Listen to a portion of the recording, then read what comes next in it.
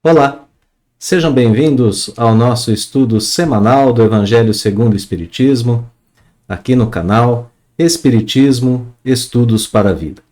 Nós continuamos agora a estudar a obra no seu capítulo 19, que tem o título A Fé Transporta Montanhas. Continuamos a estudar o item Instruções dos Espíritos e vamos agora estudar o subitem 12, que tem o título A Fé Humana e a Divina. Esse é o último item do capítulo 19. Portanto, encerrando esse capítulo belíssimo sobre a fé, capítulo que nos ensina um pouquinho os meios de nos aproximarmos de Deus, assim de forma mais direta, através do exercício da nossa fé. Esse subitem 12 do capítulo 19 é composto por 5 parágrafos contendo a instrução daquele que assina como sendo um espírito protetor. E essa instrução é de 1863. Em resumo, nós podemos dizer que esse item diferencia a fé humana da divina. E como ele faz isso? Ele diferencia uma da outra pelos objetivos que cada uma delas almeja, ou pelos objetivos que nós colocamos para as nossas vidas, como a gente vai ver no decorrer do item. Também nos ensina que a fé nos leva a usar bem a vontade para desenvolvermos nossas próprias faculdades, e que esse é o caminho das grandes realizações, claro, do ponto de vista espiritual, não é? Então, olha aqui os objetivos, Já uma pista dos objetivos. Nós temos alguns objetivos que são daqui da Terra, para esses a fé humana. Outros objetivos que são de ordem superior, de ordem espiritual, de ordem divina, para esses a fé divina. Bom, então, nós também vemos ainda nesse item um pouco dos resultados desse desenvolvimento espiritual que consiste no almejar das grandes conquistas, das conquistas espirituais. Aspecto de continuidade. Nós estudamos já anteriormente a fé como confiança, estudamos o âmbito religioso da fé, como a força que nos permite produzir e sermos úteis aos outros, também estudamos. Agora nós vamos estudar o modo de mantê-la ativa e viva. Bom, até agora nós estudamos isso, Agora nós vamos colocar mais 2 elementos ainda para que a gente feche o nosso entendimento sobre a fé. A vontade e os objetivos, para que saibamos os meios de fortalecimento da fé. Então, a fé nasce como confiança, passa pelo aspecto religioso, a fé precisa ser útil, precisa ser ativa, e agora os 2 elementos que são a base do nascimento da fé e do movimento da fé para que ela cresça. A vontade, que está em nós, e os objetivos que almejamos. Pronto, aqui o roteirinho da continuidade do capítulo todo, E a gente tem uma ideia de como o capítulo desenvolveu esse conceito de fé até agora. Muito bem, vamos então agora ao nosso texto, começando aqui pelo primeiro parágrafo, e vamos entender essa instrução. A fé humana e a fé divina. No homem, a fé é o sentimento inato de seus destinos futuros. É a consciência que ele tem das faculdades imensas depositadas em germen no seu íntimo, a princípio, em estado latente, e que lhe cumpre fazer que desabrochem e cresçam pela ação de sua vontade. Então aqui nesse primeiro parágrafo, que é um parágrafo curtinho, a gente já tem logo de saída outra definição de fé, além de todas aquelas que nós já vimos no decorrer do capítulo. A fé é um sentimento inato que o homem tem de seus destinos futuros. Ele pressente que ele é um espírito imortal, que ele será feliz, que ele será perfeito, e assim por diante. Então, é um sentimento inato. Como a gente viu no item anterior, em alguns parece muito mais natural do que em outros. Então, para quem não assistiu, volte um pouquinho, assista o item anterior e vai entender um pouquinho melhor essa história aqui de um sentimento inato. Ele é construído no decorrer das reencarnações. Sentimento de destinos futuros, perfeição, imortalidade da alma, felicidade. E depois, além do sentimento, ela é consciência também. Consciência das faculdades que cada um de nós possui, imensas, que estão em germe, ou seja, são uma sementinha ainda depositadas em nós. Então, nós devemos procurar em nós mesmos o reconhecimento dessas faculdades. Essas faculdades que podem e devem crescer. Tudo isso pela ação da vontade, como a gente vê aqui, bem descrito no parágrafo, como a gente vê bem desenvolvido nesse parágrafo, né? Então, olha só, essas faculdades estão a princípio em nós em estado latente, ou seja, elas precisam ser desenvolvidas. E elas desabrocham e crescem pela ação de nossa vontade. E eis aqui o caminho que a gente tem para que a gente possa, então, desenvolver a nossa fé. A gente já viu essa questão da vontade também em itens anteriores, né? A fé, portanto, está no sentimento, na consciência e na vontade.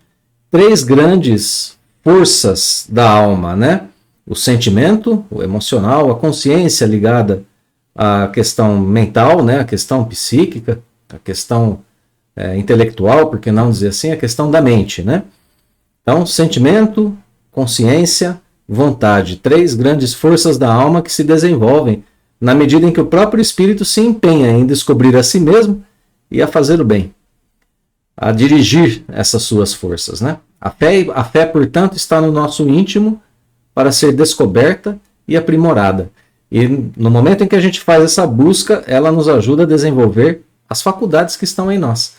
Faculdades, como a gente viu aqui mesmo no parágrafo, né? As faculdades da mente, as faculdades emocionais, as faculdades que permitem a gente um grande poder fluídico, um bom poder magnético, como já vimos no começo do capítulo, e então acaba ali tendo como resultados aquilo que a gente chama de prodígios, né? Então ela precisa ser descoberta, precisa ser aprimorada, e ela também ajuda no desenvolver das faculdades. Então esse primeiro parágrafo situa a fé no íntimo do ser humano, no íntimo de cada um de nós, no espírito, né? E ensina a desenvolvê-la por ação da vontade. Vamos para o segundo parágrafo. Até o presente, a fé não foi compreendida senão pelo lado religioso, porque o Cristo a exalçou como poderosa alavanca e porque o tem considerado apenas como chefe de uma religião. Entretanto, o Cristo, que operou milagres materiais, mostrou por esses milagres mesmos que o que pode o homem quando tem fé, isto é, a vontade de querer e a certeza de que essa vontade pode obter satisfação. Também os apóstolos não operaram milagres seguindo-lhe o exemplo? Ora, que eram esses milagres senão efeitos naturais, cujas causas os homens de então desconheciam, mas que hoje, em grande parte, se explicam, e que pelo estudo do espiritismo e do magnetismo se tornarão completamente compreensíveis? Então vamos lá, segundo parágrafo em partes, né? Então, a primeira coisa que aparece aqui é que a fé é mais do que apenas o aspecto religioso, né? A gente não compreendeu a fé ainda porque a gente a toma apenas no seu aspecto religioso. É isso que está sendo dito aqui. Ela tem um efeito prático na vida quando assim se quer, quando se tem certeza de obter o que se deseja. Como a gente já viu durante o capítulo todo, né? Tem esse aspecto prático da fé nas nossas vidas. E o próprio Cristo, o próprio Jesus demonstrou isso quando ele executou milagres materiais, né? Mostrou por esses milagres o que pode o homem quando tem fé. E aqui mais uma definição de fé, né? Quando o homem tem fé, isto é, a vontade de querer. Então vejam, né? Vejamos aqui. A fé tem mais do que um aspecto religioso, ela tem poder de um efeito prático e imediato nas nossas vidas, e a gente precisa ter aqui, então, vontade de querer. Essa expressão é muito interessante, pois, se a gente parar para pensar, o querer é o desejo, né? Isso se volta para muitas coisas. A gente quer, a gente deseja muitas coisas aqui na Terra. Pode nos levar, inclusive, a excessos perniciosos. Vamos entender aqui que a fé é a vontade direcionando o querer. direcionando para o bem, para objetivos maiores. Essa ideia já começa a nascer aqui. A vontade de querer, né? A fé, quando o homem tem fé, isto é, a vontade de querer. Uma vontade de querer objetivos melhores, maiores. E a certeza que essa vontade pode obter satisfação. Então são duas coisas, né? Vontade e certeza. A primeira impulsiona. A segunda se obtém no estudo da doutrina e na compreensão que ele dá sobre a vida, sobre os fenômenos que nós observamos aqui na Terra. Então a gente precisa lembrar dessa vontade de querer, porque nós vamos retomar um pouquinho.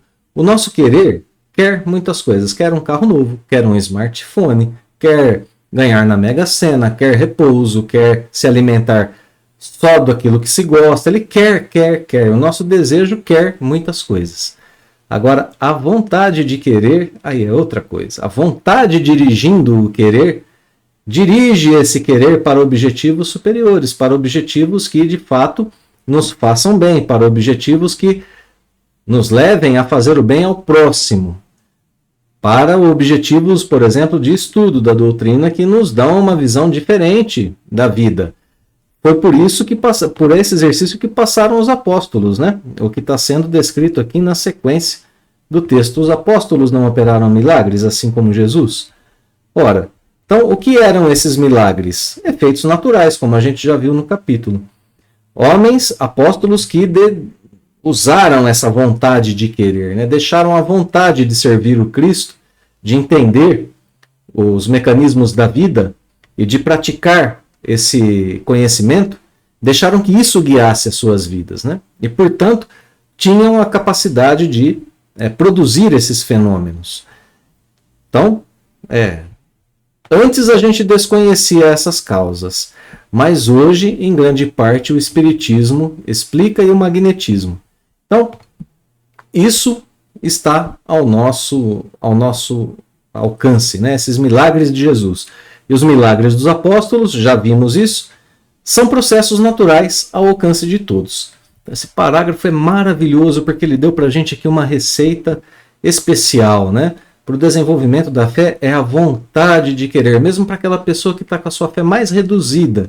Ela coloca em exercício a sua vontade, ela fala, não, eu vou dirigir a minha vida para a conquista desses objetivos e vou confiar. Então, vai nessa certeza e as coisas começam a acontecer, né? Esse parágrafo apresenta, portanto, o lado prático da fé, como treiná-la, e até apresenta os seus efeitos aqui com os milagres que foram citados, né? Belíssimo parágrafo para a gente meditar sobre ele aí no nosso Evangelho no Lar e para a gente pensar nesses objetivos maiores da vida, né? Parágrafo 3. A fé é humana ou divina conforme o homem aplica suas faculdades à satisfação das necessidades terrenas ou das suas aspirações celestiais e futuras. O homem de gênio, que se lança à realização de algum grande empreendimento, triunfa se tem fé, porque sente em si que pode e há de chegar ao fim colimado, desejado, né? Certeza que lhe faculta imensa força. Então, olha só, a certeza aqui é que dá força, né? O homem de bem, que, crente em seu futuro celeste, deseja encher de belas e nobres ações a sua existência, aure na sua fé, na certeza da felicidade que o espera, a força necessária. E ainda aí se operam milagres de caridade, de devotamento e de abnegação. Enfim, com a fé não há maus pendores que se não chegue a vencer. Então, de novo, um parágrafo profundamente aqui importante para a gente, né? Parágrafo de muita informação interessante. Ele começa dizendo para a gente que nós temos dois tipos de fé, ou humana ou divina. E como se identifica? Pela aplicação das faculdades humanas, né? E pelos objetivos. Então, dois tipos aqui de identificação, né? Como que a gente aplica as nossas faculdades? Apenas a satisfação das necessidades terrenas? Ou a gente aplica isso em direção, né, das nossas aspirações, dos nossos desejos do nosso querer celestial e futuro, do querer dessas coisas celestiais e futuras. Como que a gente aplica? Se a gente aplica apenas na faculdade da satisfação das necessidades, se a gente aplica apenas as nossas faculdades à satisfação de necessidades terrenas, né, apenas a isso, a gente se fecha a isso, a gente está num exercício de fé, mas ela é apenas uma fé humana, uma fé terrena, uma fé material, que vai gerar ali resultados. Claro, olha lá, o homem de gênio, que é esse homem que está preocupado só com as coisas da matéria, né? Ele se lança à realização de alguns ou de um grande empreendimento, né? Algum projeto, triunfa, ele vence se tem fé. Porque sente que pode. E porque tem certeza, né? E porque essa certeza lhe dá força. Olha que interessante. Esse é o homem no mundo. O homem de bem, não o homem de gênio, né? Olha aqui, dois tipos de homem diferentes. O homem de gênio, preocupado com as coisas terrenas. Seus esforços, suas forças, todas elas empenhadas em coisas terrenas. Já o homem de bem, a gente leu aqui, né? Esse é crente no seu futuro celeste. Então aqui, né, o crer nas coisas celestes, né? Aqui até um aspecto religioso mesmo da fé. O crer, né? Deseja nobres e belas ações para a sua existência, aure na fé, recolhe na sua fé a certeza de felicidade que o espera. Força necessária. E aí então ele faz milagres de caridade, devotamento e abnegação. Com a fé não há maus pendores que não se chegue a vencer. Diferença entre fé humana e a fé divina está no objetivo. Eu quero com a minha fé alcançar apenas coisas terrenas ou eu tenho aspirações celestiais? Naquilo que eu emprego as minhas faculdades. Eu emprego minhas faculdades para que tipo de objetivo? Para os terrenos ou para os celestiais? O homem de gênio é mundano. Aquele que redobra suas forças na certeza de que a fé dá e que ele pode conseguir. Esse é o que tem objetivos materiais. Né? Esse tem certeza de conseguir seus objetivos materiais. Já o homem de bem crê, deseja o bem, tem certeza da felicidade futura, não apenas nos resultados imediatos aqui na Terra. Seus milagres estão no campo do espírito, caridade, devotamento e abnegação. Olha a diferença, né, de objetivos, a diferença do empenho das forças, a diferença dos resultados. Um colhe coisas materiais, outro colhe milagres espirituais para o futuro espiritual que ele tem, né? A imortalidade da alma. A fé faculta ao indivíduo a capacidade de vencer qualquer mal pendor. Então, se a gente tem um vício, uma imperfeição, qualquer coisa que a gente tenha, no exercício da fé, a gente consegue força para vencer. Então, nesse parágrafo, a gente tem essa definição, né, da fé humana ou da fé divina, por seus objetivos, no empenho que a gente tem, né? E esse parágrafo também mostra os resultados de cada um dos dois tipos de aplicação da fé e das faculdades para os objetivos terrenos ou para os objetivos celestes. Belíssimo parágrafo, né? Bom, parágrafo 4º. O magnetismo é uma das maiores provas do poder da fé posta em ação. É pela fé, que ele cura e produz esses fenômenos singulares qualificados outrora de milagres. Esse quarto parágrafo é bem simples, ele apenas cita o magnetismo humano, né? Não o magnetismo do ferro, né? do ímã, né? Melhor dizendo. Não, magnetismo humano, forças humanas. Magnetismo humano como meio de realização de fenômenos que antes eram tidos como milagres. Então, quando a gente coloca o poder da nossa fé em ação, ela move essa nossa força, né, que é uma força humana, uma força animal, uma força magnética do homem, que produz fenômenos como fenômenos de cura. Antes chamados de milagre. Para a gente não é milagre, para a gente são ali passagens naturais, né? São fenômenos naturais. Último parágrafo. Repito, a fé é humana e divina. Se todos os encarnados se achassem bem persuadidos da força que em si trazem, e se quisessem pôr a vontade a serviço dessa força, seriam capazes de realizar a que até hoje eles chamaram prodígios ou milagres, né? E que, no entanto, não passa de um desenvolvimento das faculdades humanas. Por isso que a gente viu aqui até agora essa questão, né, dos objetivos, de onde a gente coloca as nossas faculdades. A vontade dirige essa força magnética para a realização do bem, para a realização de prodígios. Isso é um processo natural. É natural ao homem realizar esses fenômenos. Então, o que a gente precisa, né? Estarmos persuadidos da força que trazemos em nós. Então, a gente precisa se persuadir disso, colocar essa vontade que nós temos, a vontade de querer, né? Traçarmos objetivos superiores para a alma, para o espírito e nos empenharmos em consegui-los. Com essa confiança, com essa certeza de que a gente vai chegar nesses efeitos, né? Então a gente tem aqui a conclusão com o ensino de que se tivermos fé, a nossa vontade dirigirá essa nossa força interna que todos nós possuímos, né? A fé se traduz logo em seguida na vontade de nos dirigirmos, né? De nos desenvolvermos pelo caminho do bem, pelo caminho dos objetivos celestiais. Esse parágrafo, então, apresenta a fé como base da vontade no desenvolvimento de nossas faculdades para realizar prodígios pelos outros e por nós mesmos, né? Conforme vamos, assim, nos aproximando de Deus. Então, a base, né, do nosso sucesso aqui na Terra, como a gente viu, em qualquer âmbito da vida, é a fé. A gente tem uma fé dirigida ao âmbito humano e uma fé dirigida ao âmbito divino da vida.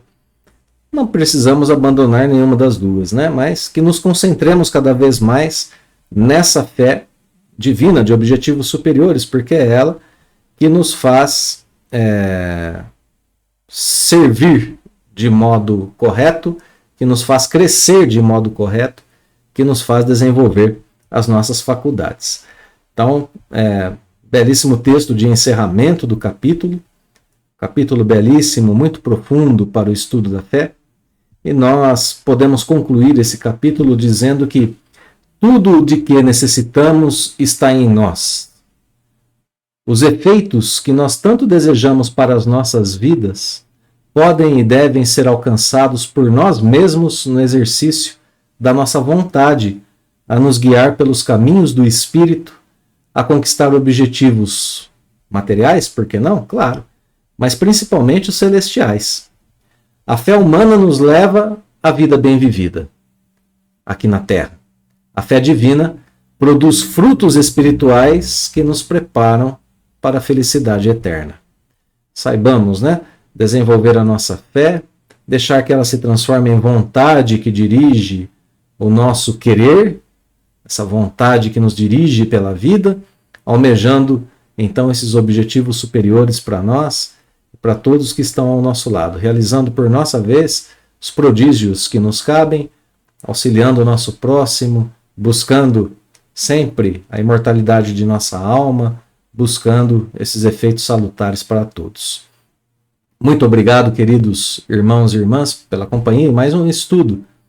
Nós deixamos o nosso fraterno abraço e os votos de que Deus nos abençoe hoje e sempre. Semana que vem estaremos juntos outra vez. Até lá.